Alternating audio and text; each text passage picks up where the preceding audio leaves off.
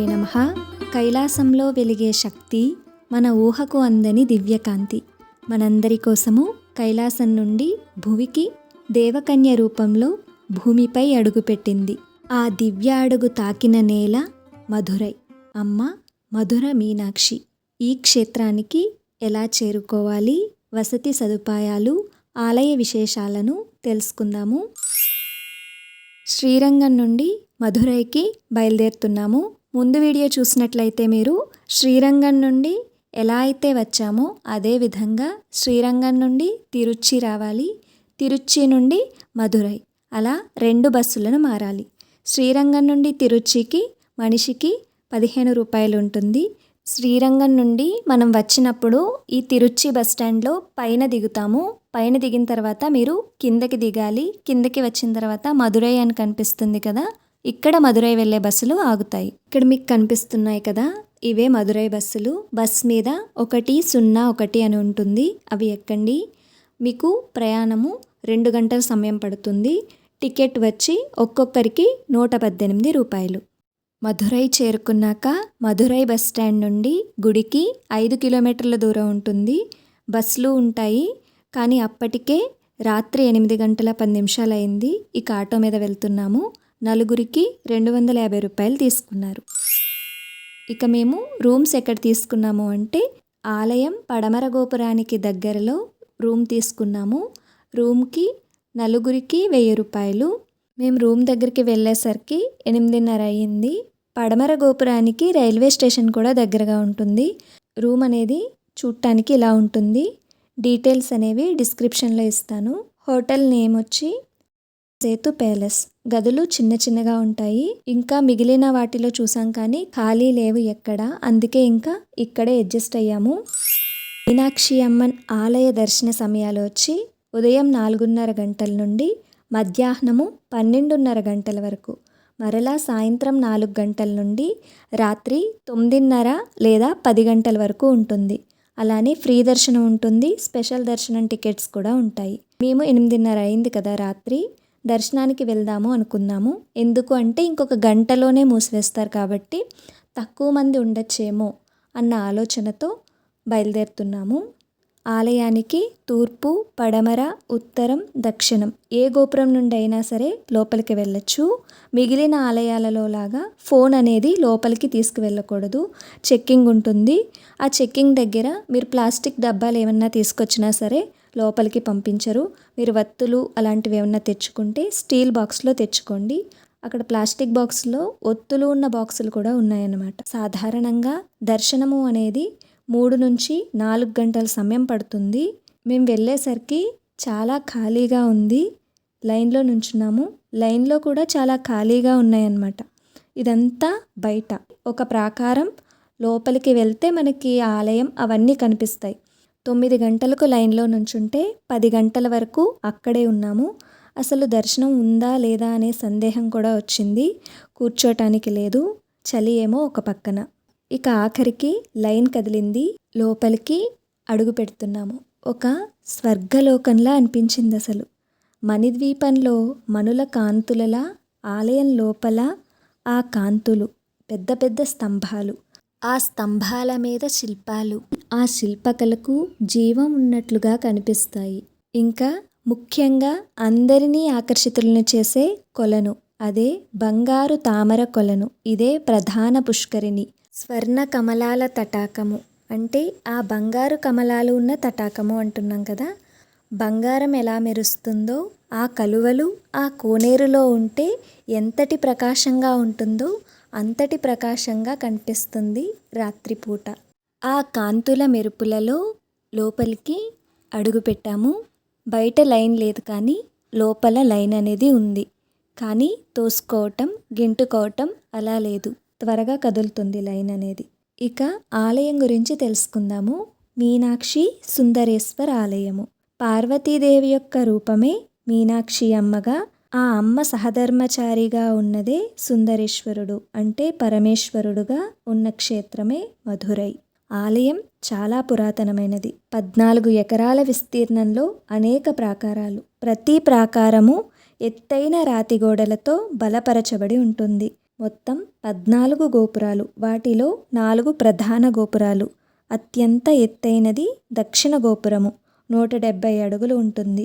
ఇంకా ఆలయంలో అనేక మండపాలు ఉన్నాయి. ఇక అమ్మ పేరు మీనాక్షి అమ్మన్. ముందే తెలుసుకున్నాము ఆ అమ్మ పార్వతీదేవి యొక్క రూపమే అని. మీనా అంటే చేప, అక్షి అంటే కన్నులు కలది, చేప కళ్ళతో ఉన్నది. దీని వెనుక తత్వాన్ని మనం లలితా సహస్రనామాలలో తెలుసుకున్నాము. అలా అమ్మ కన్నులు చేప కన్నులలా ఉండేవి. అందుకే అమ్మను మొదట తడదకై అంటే చేప కళ్ళతో ఉన్నది అని అలా పిలిచేవారు. తర్వాత మీనాక్షి అనే పేరు ప్రాచుర్యంలోకి వచ్చింది. అమ్మ ఈ భూమి మీద ఎలా అవతరించిందో పురాణ కథనం తెలుసుకుందాము. పురాణాల ప్రకారము మలయధ్వజ పాండ్యుడు అనే రాజు, అతని భార్య కాంచనమాల సంతానం కోసం యజ్ఞం చేయగా ఆ యజ్ఞాగ్నిలోంచి జన్మించినది ఒక దేవకన్య. ఎలా ఉందట? ముఖంలో కరుణ, చేప కన్నుల లాంటి కన్నులతో ఉంది. అందుకే మీనాక్షి అని అమ్మకు పేరు. అలానే ఆమెకు 3 స్తనాలు ఉన్నవి. అప్పుడు ఆ రాజు శివుణ్ణి ప్రార్థించగా ఒక దివ్యవాణి వినిపించింది. బాలికను పెంచండి, భవిష్యత్తులో భర్తను చూసినప్పుడు ఆ 3వ స్తనము అదృశ్యమవుతుంది అని తెలిపింది. అలా ఆ బాలిక చిన్నప్పటి నుండి రాజ్యము, సంరక్షణ, యుద్ధ కళలు, ధర్మపాలనలో అద్భుత ప్రతిభ చూపింది. అందరిలా సాధారణ రాజకుమారి కాదు కదా, శక్తి స్వయంగా వచ్చిన రూపము. తర్వాత పరమశివుడు స్వయంగా భూమిపై అవతరించి అమ్మవారిని వివాహం చేసుకునేందుకు సుందరేశ్వర రూపంలో ప్రత్యక్షమయ్యాడు. ఆ మీనాక్షి అమ్మ సుందరేశ్వరుల మీనాక్షి తిరుకల్యాణము మహావైభవంగా జరిగింది. ఆ తర్వాత మధురైని పాలించారని భక్తుల నమ్మకము. ఇప్పటికీ ఏప్రిల్ నెలలో జరిగే చితిరై తిరునాళ్ళలో ఈ దివ్య కళ్యాణ మహోత్సవము జరుగుతుంది. ఇక్కడ మిగిలిన ఆలయాలలో లాగా ముందు పరమేశ్వరుణ్ణి, తర్వాత అమ్మవారిని దర్శనం చేసుకోరు. ముందే మీనాక్షి అమ్మను దర్శనం చేసుకుంటారు. ఆ తర్వాత ఆ సుందరేశ్వరుని దర్శనము. ఇంకా పురాణాల ప్రకారము ఈ ప్రాంతము అంతా కదంబ వృక్షాలతో నిండి ఉండటంతో దీనిని కదంబవనంగా కూడా పేర్కొన్నారు. ఇక ఆలయంలో 14 గోపురాలు. ప్రతిదీ అద్భుతమే. వాటి మీద శిల్పకళ మరో అద్భుతము.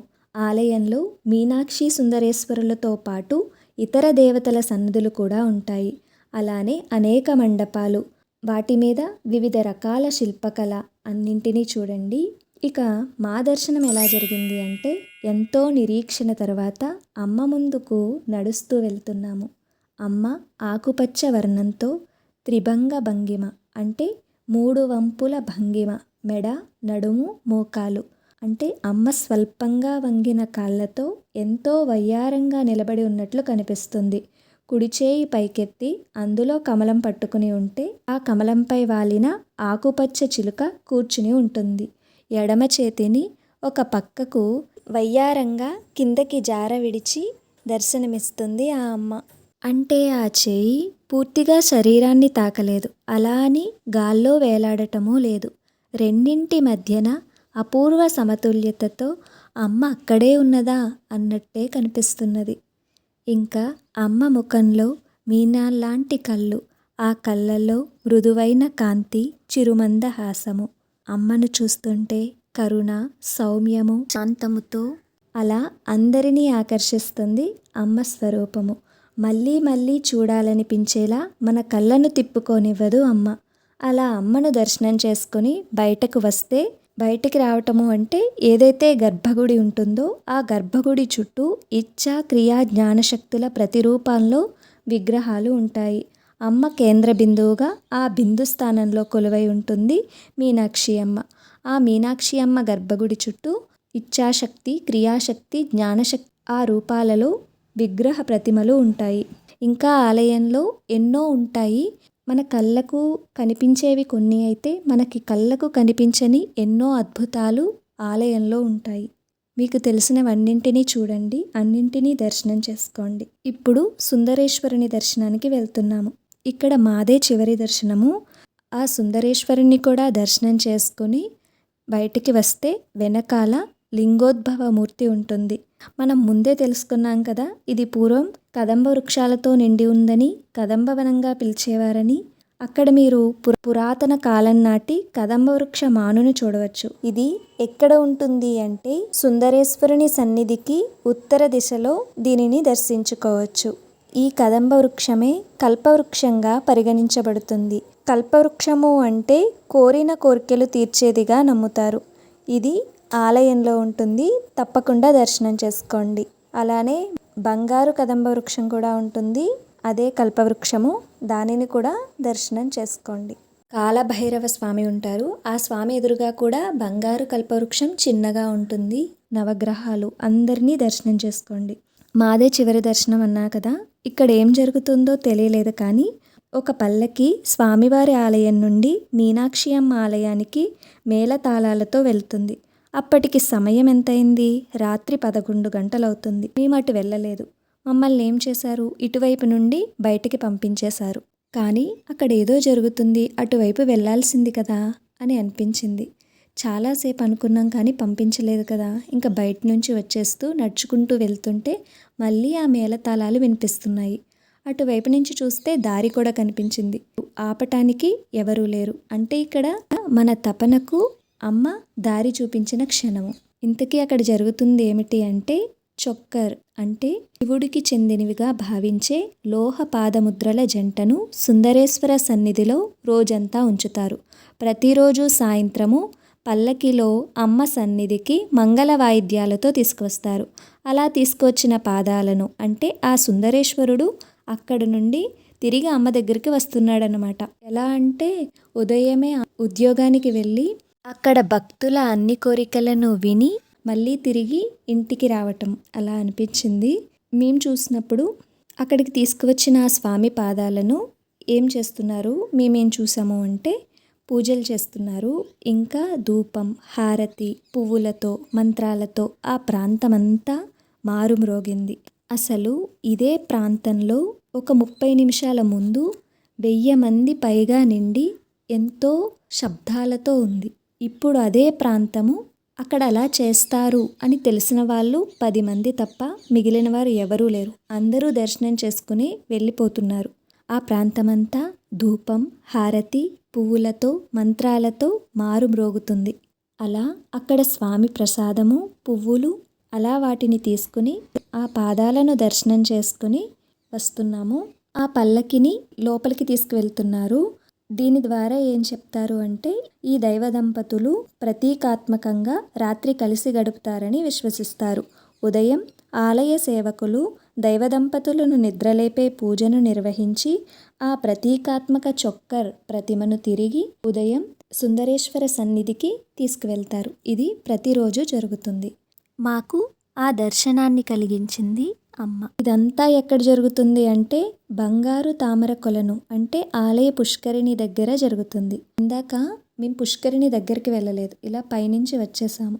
ఇప్పుడు పుష్కరిణి చూడటానికేమో మళ్ళీ లోపలికి తీసుకొచ్చింది ఆ అమ్మ. అలా పుష్కరిణి మళ్ళీ చూసి ఇంకా ఏమిటి అంటే మనకి అమ్మ దూరంగా కనిపిస్తుంది కదా, చిలుకకు ఆ చేతిలో ఉన్న కమలానికి వీటన్నింటికి బంగారు తొడుగులు ఉంటాయి కాబట్టి సరిగ్గా కనిపించదు ఆ చిలుక ఇవన్నీ కూడా. కానీ మేము బయటికి వచ్చేసాం కదా, ఇక్కడ నుంచుండేసరికి అక్కడ ఒక చిత్రం కనిపించింది. అక్కడ చిలుక స్పష్టంగా కనిపించింది.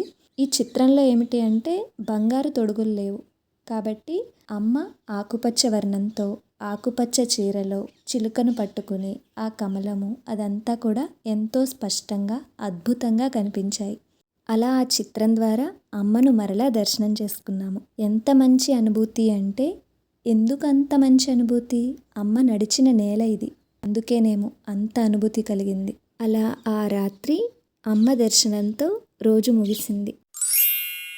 ఉదయం లేచి ఇక్కడ సమీపంలో ఉన్న కుడాల్ అలగర్ ఆలయానికి బయలుదేరుతున్నాము. ఆటోకి నలుగురికి 80 రూపాయలు తీసుకున్నారు. ఈ ఆలయము మీనాక్షి అమ్మ ఆలయానికి దగ్గరలోనే ఉంటుంది. ఈ ఆలయం ఏమిటి అంటే విష్ణువుకు అంకితం చేయబడిన 108 దివ్య దేశాలలో ఒకటి. పురాతనమైన ఆలయము. ప్రధానంగా శిల్పకళ నైపుణ్యానికి అలానే 3 అంతస్తులతో ఉంటుందన్నమాట ఈ ఆలయము.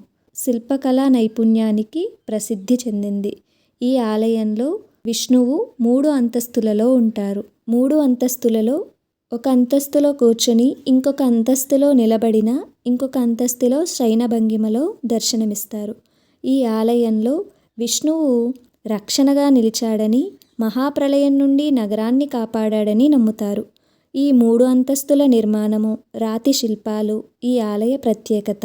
నవగ్రహాలు కూడా విష్ణువుకు పూజలు చేసుకున్నట్లు శిల్పాలు ఉంటాయి.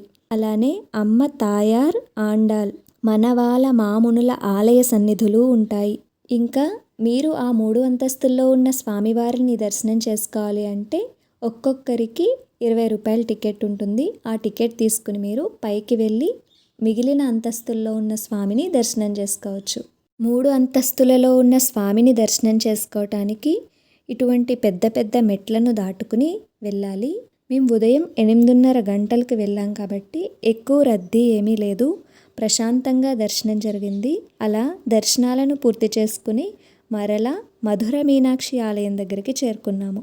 ఇక్కడ మళ్ళీ ఎందుకు వచ్చాము అంటే పుదు మండపము అని అత్యంత ప్రాచీన మండపము, అలానే అక్కడ షాపింగ్ కాంప్లెక్స్ ఉంటుంది అని తెలుసుకుని వచ్చాము. కానీ అది మూసివేసి ఉంది. పక్కన ఇంకొంచెం ముందుకు వెళ్తే ఇంకొక షాపింగ్ కాంప్లెక్స్లా ఉంది. అక్కడ ఇత్తడి లోహ ప్రతిమలు ఉన్నాయన్నమాట. ఇత్తడి లోహ ప్రతిమల కోసం వెళ్ళాము. అక్కడ మాకు కావలసిన వాటిని తీసుకున్నాము. అందులో చూడండి ఈ మీనాక్షి అమ్మను ఎంత ముద్దుగా ఉందో కదా. వీటితో పాటుగా మాకు కావలసిన అన్ని సామాగ్రిని తీసుకుని ఇక్కడి నుండి బయలుదేరుతున్నాము. మధురై ఆలయ విశేషాలను తెలుసుకున్నాం కదా. ఇప్పుడు ఇక్కడి నుండి రామేశ్వరానికి బయలుదేరుతున్నాము.